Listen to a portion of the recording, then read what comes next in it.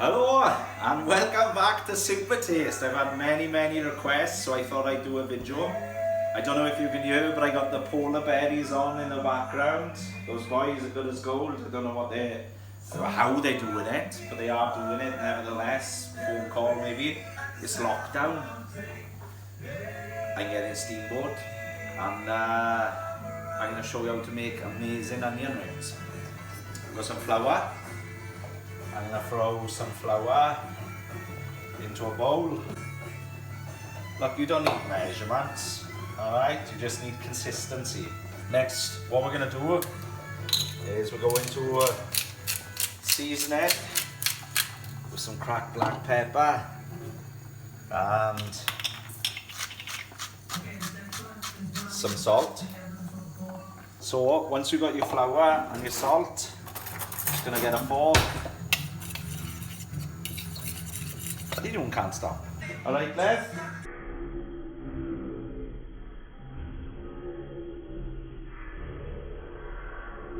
What we got flour, salt and pepper. We're going to mix the dry ingredients around, okay?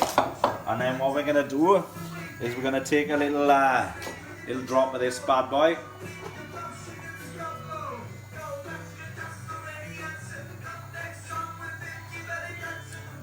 Just a little bit. Alright? And people say, oh, beer battered onion rings, beer battered onion rings. No, lager. Lager is what you want, okay? So what we're going to do is we're just going to pour a bit of lager in. Again, I'm not measuring, because you get it to a consistency that you like. So I'm just going to put a bit more flour in, because I want to get it quite thick, because I'm going to put my secret ingredient in now, which is going to create super crispy onion rings, and that's vinegar, malt vinegar. Not only does it make it taste like the chip shop, but oh my god, the crisp you get on them, incredible. And you mix that right in. So just to recap, we got salt, pepper, lager and vinegar. Oh, wait till you see these bad boys. Freshly sharpened knife. Bloody sliced my finger, didn't I? Alright, probably something to do with the beer. But you're looking for rings about that thick. They're going to be beautiful coated in that batter. Plonk it in the batter. People soak their onion rings in milk, but I want the flavour of the onion in this onion ring with the vinegar and the lager. And you're going to do the same with all the onion rings. Okay, so the onion rings are done, guys.